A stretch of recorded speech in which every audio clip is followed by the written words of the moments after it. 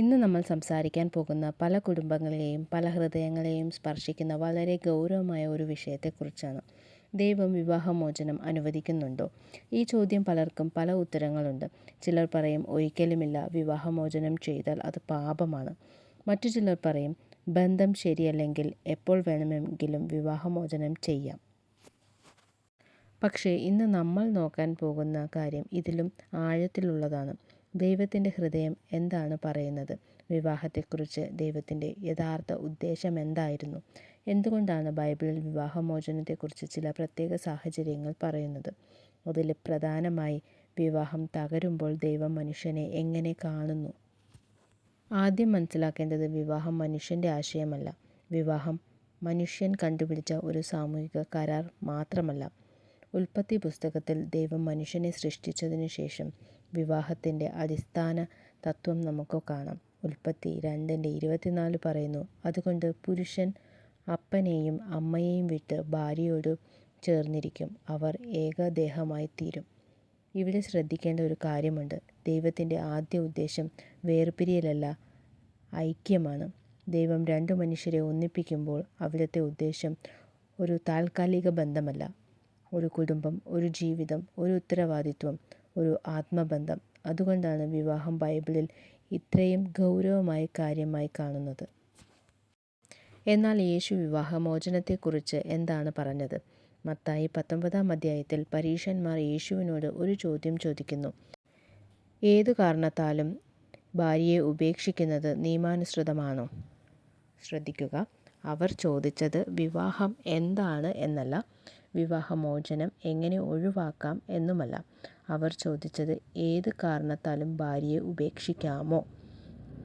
അപ്പോൾ യേശു അവരെ സൃഷ്ടിയുടെ തുടക്കത്തിലേക്ക് തിരികെ കൊണ്ടുപോയി. മത്തായി 19:4-6 വരെ യേശു മനുഷ്യൻ ദൈവത്തെ ചേർത്തതിനെ വേർപെടുത്തിയതിനെയും പഠിപ്പിക്കുന്നു. അതിനുശേഷം ശിഷ്യന്മാർ ചോദിക്കുന്നു, പിന്നെ മോശെ എന്തിനാണ് ഉപേക്ഷണപത്രം കൊടുത്ത് അവളെ ഉപേക്ഷിക്കുവാൻ കൽപ്പിച്ചത്? അപ്പോൾ യേശു വളരെ പ്രധാനപ്പെട്ട ഒരു കാര്യം പറയുന്നു. നിങ്ങളുടെ ഹൃദയകാഠിന്യം നിമിത്തമാണ് മോശയെ നിങ്ങളുടെ ഭാര്യമാരെ ഉപേക്ഷിക്കുവാൻ അനുവദിച്ചത്. ആദ്യം മുതൽ അങ്ങനെ ആയിരുന്നില്ല. ഇതാണ് ഇന്നത്തെ സന്ദേശത്തിൻ്റെ ഹൃദയം. ആദ്യം മുതൽ അങ്ങനെ ആയിരുന്നില്ല. ദൈവത്തിൻ്റെ യഥാർത്ഥ പദ്ധതി വിവാഹമോചനമായിരുന്നില്ല. പക്ഷേ മനുഷ്യൻ്റെ പാപം, കഠിനഹൃദയം, വിശ്വാസമില്ലായ്മ, സ്വാർത്ഥത എന്നിവ കാരണം വിവാഹബന്ധങ്ങൾ തകർന്നു പോകുന്ന ഒരു ലോകത്തിലാണ് നാം ജീവിക്കുന്നത്. അതിനാൽ ഒരു കാര്യം വ്യക്തമായി മനസ്സിലാക്കണം. വിവാഹമോചനത്തിനെ അനുവദിക്കുന്നത് വിവാഹമോചനത്തെ ദൈവം ആഗ്രഹിക്കുന്നു എന്നർത്ഥമില്ല. ഇവ രണ്ടും ഒരേ കാര്യമല്ല. വിവാഹമോചനം അനുവദിക്കുന്നുണ്ടോ? ഉത്തരം സങ്കീർണമാണ്. ബൈബിളിൽ വിവാഹത്തെ വളരെ വിശുദ്ധമായി കാണുന്നു. അതുകൊണ്ട് വിവാഹമോചനം ഒരു ചെറിയ കാര്യമല്ല. ഇനി ഇഷ്ടമില്ല, ഞങ്ങൾ തമ്മിൽ അഭിപ്രായ വ്യത്യാസമുണ്ട്, എനിക്ക് മറ്റൊരാളെ ഇഷ്ടപ്പെട്ടു, എൻ്റെ പങ്കാളി എന്നേക്കാൾ വ്യത്യസ്തനാണ്, ഇത്തരം കാര്യങ്ങൾ കൊണ്ട് വിവാഹബന്ധം തകരുന്നത് ബൈബിളിൻ്റെ വിവാഹ ദർശനത്തോട് പൊരുത്തപ്പെടുന്നില്ല. പക്ഷേ അതേസമയം ബൈബിൾ മനുഷ്യരുടെ തകർന്ന യാഥാർത്ഥ്യത്തെയും അവഗണിക്കുന്നില്ല. മത്തായി 19 യേശു വിവാഹത്തിൻ്റെ വിശുദ്ധി ഉയർത്തിക്കാട്ടുന്നതിനോടൊപ്പം മോശെ ഉപേക്ഷാപത്രത്തെക്കുറിച്ചും പറഞ്ഞ കാര്യം വിശദീകരിക്കുകയും ചെയ്യുന്നു. അതുകൊണ്ട് നമുക്ക് മനസ്സിലാക്കേണ്ടത് ദൈവം വിവാഹമോചനത്തെ ഒരു അനുഗ്രഹകരമായ ലക്ഷ്യമായി അവതരിപ്പിക്കുന്നില്ല. എന്നാൽ മനുഷ്യൻ്റെ പാപം മൂലം തകർന്ന ബന്ധങ്ങളുടെ യാഥാർത്ഥ്യത്തെ ബൈബിൾ അംഗീകരിക്കുന്നു. വ്യഭിചാരം പോലുള്ള ഗുരുതരമായ കാര്യങ്ങളെക്കുറിച്ച് യേശു പറഞ്ഞിട്ടുണ്ട്. മത്തായി 19:19 യേശു ലൈംഗിക അധാർമികതയുടെയും സാഹചര്യത്തെ പരാമർശിക്കുന്നു. അതായത് വിവാഹ ഉടമ്പടിയുടെ ഏറ്റവും ഗുരുതരമായ ലംഘനങ്ങളിൽ ഒന്നിനെ ബൈബിളിൽ വളരെ ഗൗരവത്തോടെ കാണുന്നു. ഇവിടെ ഒരു പ്രധാന വ്യത്യാസം മനസ്സിലാക്കാം. ക്ഷമിക്കാനുള്ള കഴിവ് ഉണ്ടെന്നത് എല്ലാത്തരം ദോഷകരമായ പെരുമാറ്റവും സഹിച്ചുകൊണ്ടിരിക്കണം എന്നല്ല. ഒരു വ്യക്തി പാപം ചെയ്താൽ മാനസാന്തരം ആവശ്യമാണ്, ക്ഷമ ആവശ്യമാണ്, പുനഃസ്ഥാപനം ആവശ്യമാണ്. പക്ഷേ വിശ്വാസം തകർന്നാൽ അത് വീണ്ടും പണിയാൻ സമയം വേണ്ടിവരും. എന്നാൽ എല്ലാ സാഹചര്യത്തിലും വിവാഹമോചനം ചെയ്യണം എന്നല്ല ബൈബിൾ പറയുന്നത്. ഇതാണ് പലരും മറന്ന കാര്യം. ഒരു വിവാഹത്തിൽ പ്രശ്നമുണ്ടായി എന്നതുകൊണ്ട് ഉടൻ വിവാഹമോചനം ചെയ്യുക എന്നതല്ല ക്രിസ്തീയ മാർഗം. ബൈബിൾ നമ്മെ പഠിപ്പിക്കുന്നത് ക്ഷമിക്കുക, സ്നേഹിക്കുക, മാനസാന്തരപ്പെടുക, സംസാരിക്കുക, സത്യസന്ധരായിരിക്കുക, പ്രാർത്ഥിക്കുക, ബന്ധം പുനഃസ്ഥാപിക്കാൻ ശ്രമിക്കുക. എഫേസ്യർ 4:32 പറയുന്നു, നിങ്ങൾ തമ്മിൽ ദയയും കരുണയും ഉള്ളവരായി ക്രിസ്തുവിൽ ദൈവം നിങ്ങളിൽ ക്ഷമിച്ചതുപോലെ തമ്മിൽ ക്ഷമിപ്പിൻ. എത്ര ശക്തമായ വചനമാണല്ലേ ഇത്! വിവാഹത്തിൽ ഭർത്താവും ഭാര്യയ്ക്കും ഒരുപോലെ ഇത് ബാധകമാണ്. എനിക്ക് ജയിക്കണം എന്നല്ല, ഞങ്ങളുടെ വിവാഹം രക്ഷപ്പെടണം എന്നാണ് ക്രിസ്തീയ മനോഭാവം. പക്ഷേ ഇവിടെ ഒരു പ്രധാന മുന്നറിയിപ്പുണ്ട്. ഇതുവരെ ശ്രദ്ധിച്ച് പറയേണ്ട കാര്യമാണ്.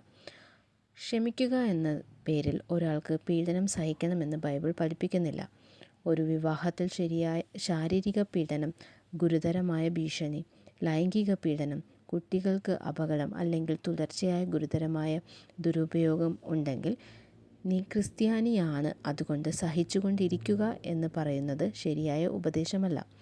സുരക്ഷയ്ക്ക് മുൻഗണന നൽകുക, വിശ്വസനീയമായ കുടുംബാംഗങ്ങളുടെയും പക്വതയുള്ള സഭാ നേതൃത്വങ്ങളുടെയും ആവശ്യമായ പ്രൊഫഷണൽ സഹായത്തിൻ്റെയും പിന്തുണ തേടാം. ക്ഷമ എന്നത് അപകടത്തിൽ തന്നെ തുടരുക എന്നല്ല, സ്നേഹം എന്ന് പീഡനത്തെ അംഗീകരിക്കുക എന്നതുമല്ല. അടുത്തതായി, വിവാഹമോചനത്തെ വെറുക്കുന്നു എങ്കിൽ വിവാഹമോചിതരായ ആളുകളെ ദൈവം വെറുക്കുമോ? ഇതാണ് ചോദ്യം. ഇതിൻ്റെ ഉത്തരമെന്ന് പറയുന്നത് ഇല്ല. ദൈവം തകർന്ന ഹൃദയങ്ങളോട് അടുത്തിരിക്കാനാണ് ആഗ്രഹിക്കുന്നത്. ഒരു വിവാഹം തകർന്നു പോയ ഒരാൾ ദൈവത്തിൻ്റെ മുമ്പിൽ അവസാനിച്ച മനുഷ്യനല്ല. ഒരു വിവാഹമോചിതനായ വ്യക്തിക്ക് ദൈവത്തിൻ്റെ സ്നേഹം നഷ്ടപ്പെടുകയുമില്ല. ഒരു തെറ്റ് സംഭവിച്ചിട്ടുണ്ടെങ്കിൽ പോലും ക്രിസ്തുവിൽ പാപമോചനമുണ്ട്, പശ്ചാത്താപവുമുണ്ട്, പുനരുദ്ധാനവുമുണ്ട്, പുതിയ തുടക്കവുമുണ്ട്. അതുകൊണ്ട് തന്നെ വിവാഹമോചിതനായ ഒരാളെ സഭയിൽ അപമാനിക്കുകയോ താഴ്ത്തിക്കാണുകയോ ചെയ്യുന്നത് ക്രിസ്തുവിന് ഹൃദയം കാണിക്കുന്നതല്ല.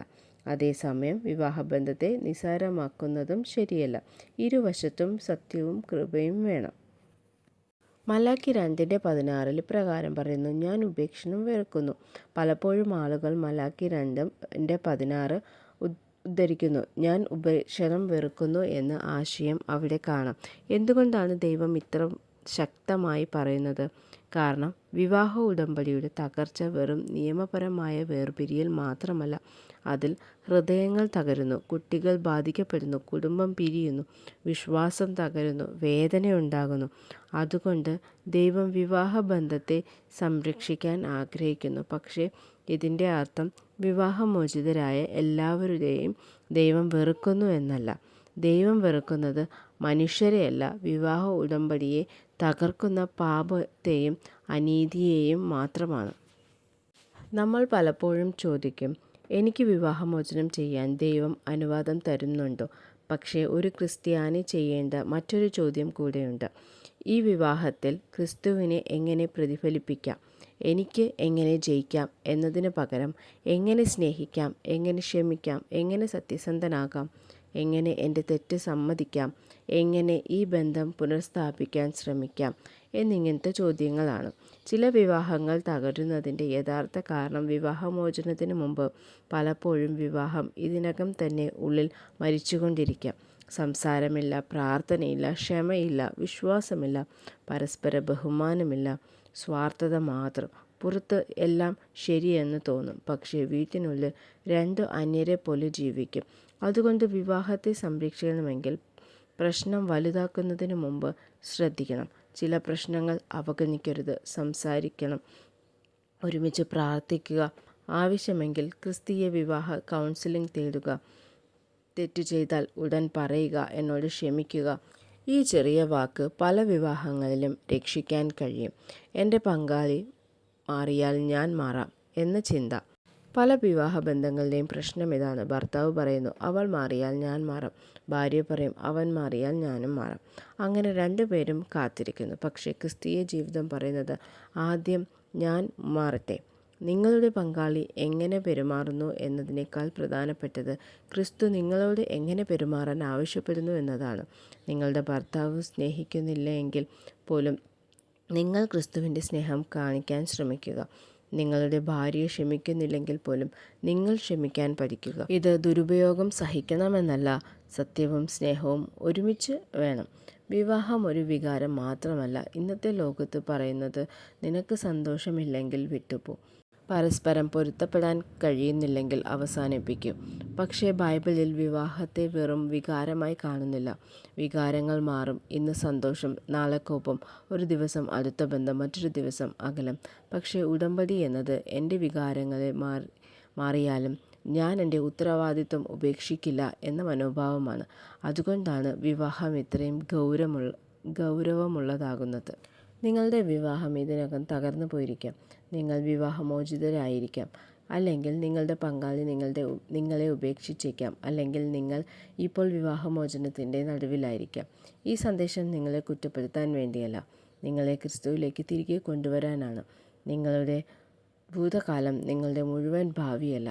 നിങ്ങൾ ചെയ്ത തെറ്റുകൾ നിങ്ങളുടെ തിരിച്ചറിയൽ അല്ല.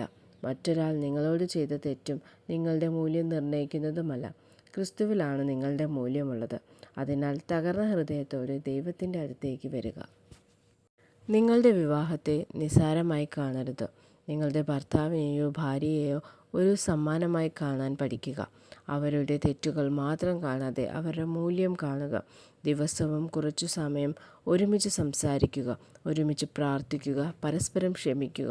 പുറത്തുള്ള ആളുകളോട് നിങ്ങളുടെ പങ്കാളിയെ അപമാനിച്ച് സംസാരിക്കാതിരിക്കുക. കാരണം നിങ്ങൾ സംരക്ഷിക്കേണ്ടത് വെറും ഒരു ബന്ധമല്ല, ഒരു കുടുംബമാണ്. ഒരിക്കലും ആവേശത്തിൽ തീരുമാനമെടുക്കരുത്. ദൈവത്തോട് പ്രാർത്ഥിക്കുക. സത്യാവസ്ഥ സത്യസന്ധമായി വിലയിരുത്തുക. ആവശ്യമെങ്കിൽ വിശ്വസനീയരായ ആത്മീയ നേതാക്കളുടെയും യോഗ്യരായ കൗൺസിലർമാരുടെയും സഹായം തേടുക. പക്ഷേ നിങ്ങൾ അപകടത്തിലാണ് എങ്കിൽ ആദ്യം സുരക്ഷ ഉറപ്പുവരുത്തുക. ദൈവം നിങ്ങളെ പീഡിപ്പിക്കപ്പെടാൻ വിളിച്ചിട്ടില്ല. ദൈവത്തിൻ്റെ കൃപ നിങ്ങളെ സത്യത്തിലേക്കും സുരക്ഷയിലേക്കും സൗഖ്യങ്ങളിലേക്കും നയിക്കുന്നു. അവസാനമായി, അപ്പോൾ നമ്മുടെ ആദ്യ ചോദ്യം വീണ്ടും ചോദിക്കാം: ദൈവം വിവാഹമോചനം അനുവദിക്കുന്നുണ്ടോ? ബൈബിളിലെ സന്ദേശം വളരെ ലളിതമായി പറഞ്ഞാൽ, ദൈവത്തിൻ്റെ ആദിമ ഉദ്ദേശം വിവാഹമോചനമല്ല. ദൈവത്തിൻ്റെ ഉദ്ദേശം വിവാഹബന്ധത്തിലെ ഐക്യവും വിശ്വസ്തതയും സ്നേഹവുമാണ്. പക്ഷേ മനുഷ്യൻ്റെ പാപവും കഠിനഹൃദയവും മൂലം വിവാഹബന്ധങ്ങൾ തകരുന്ന യാഥാർത്ഥ്യത്തെ ബൈബിൾ അംഗീകരിക്കുന്നു. അതുകൊണ്ട് വിവാഹമോചനം ഒരു ലളിതമായ ശരി അല്ലെങ്കിൽ തെറ്റ് എന്ന് ഒറ്റ വാക്കിൽ തീർക്കുന്ന വിഷയവുമല്ല. സത്യവും കൃപയും ഒരുമിച്ച് കാണണം. വിവാഹത്തെ സംരക്ഷിക്കുവാൻ കഴിയുന്നിടത്ത് അത് സംരക്ഷിക്കാൻ ശ്രമിക്കണം. മാനസാന്തരത്തിന് അവസരം നൽകണം. ക്ഷമിക്കണം. പുനഃസ്ഥാപിക്കാൻ ശ്രമിക്കണം. പക്ഷേ ഗുരുതരമായ ദുരുപയോഗം, അപകടമായ ഉള്ളിടത്ത് സുരക്ഷയെ അവഗണിക്കരുത്. എല്ലാത്തിനുമുപരി ദൈവം വിവാഹത്തെക്കാൾ വലിയവനാണ്. ഒരു വിവാഹം തകർന്നാൽ ദൈവത്തിൻ്റെ സ്നേഹം തകരുന്നില്ല. ഒരു കുടുംബം തകർന്നാലും ദൈവത്തിൻ്റെ കൃപ അവസാനിക്കുന്നില്ല. ഒരു മനുഷ്യൻ വീണാലും എഴുന്നേൽപ്പിക്കുവാൻ ദൈവത്തിന് കഴിയും. അതുകൊണ്ട് ഇന്ന് നിങ്ങൾ വിവാഹിതരാണ് എങ്കിൽ നിങ്ങളുടെ ബന്ധത്തിനു വേണ്ടി പ്രാർത്ഥിക്കുക. നിങ്ങളുടെ ബന്ധത്തിൽ പ്രശ്നമുണ്ടെങ്കിൽ അത് അവഗണിക്കരുത്. നിങ്ങൾ വിവാഹമോചനത്തിൻ്റെ വേദനയിലൂടെ കടന്നു പോവുകയാണ് എങ്കിൽ ദൈവത്തിൽ നിന്ന് അകന്നു പോകരുത്. കാരണം മനുഷ്യർ നിങ്ങളെ ഉപേക്ഷിച്ചാലും ദൈവം നിങ്ങളെ ഉപേക്ഷിക്കുന്നില്ല. സങ്കീർത്തനം 34:18 പ്രകാരം പറയുന്നു: തകർന്ന ഹൃദയമുള്ളവർക്ക് യഹോവ സമീപസ്ഥൻ. അതുകൊണ്ട് ഇന്ന് ഒരു തീരുമാനമെടുക്കാം. എൻ്റെ വിവാഹത്തെ ഞാൻ നിസ്സാരമായി കാണുന്നില്ല. എൻ്റെ പങ്കാളിയെ ഞാൻ ഒരു ശത്രുവായി കാണുന്നില്ല. എൻ്റെ തെറ്റുകൾ ഞാൻ സമ്മതിക്കും. ക്ഷമിക്കാൻ ഞാൻ പഠിക്കും. സഹായം ആവശ്യമെങ്കിൽ ഞാൻ സഹായം തേടും. അപകടമുണ്ടെങ്കിൽ സുരക്ഷയ്ക്ക് മുൻഗണന നൽകും. എല്ലാറ്റിനുമുപരിയായി എൻ്റെ വിവാഹത്തിൻ്റെ കേന്ദ്രത്തിൽ ഞാൻ എന്നെയല്ല, ക്രിസ്തുവിനെ വഹിക്കും. ദൈവം നമ്മുടെ കുടുംബങ്ങളെ അനുഗ്രഹിക്കട്ടെ. തകർന്ന ഹൃദയങ്ങളെ സൗഖ്യമാക്കട്ടെ. വിവാഹങ്ങളിൽ വീണ്ടും സ്നേഹവും വിശ്വാസവും സമാധാനവും കൊണ്ടുവരട്ടെ. യേശുവിൻ്റെ നാമത്തിൽ ആമേൻ.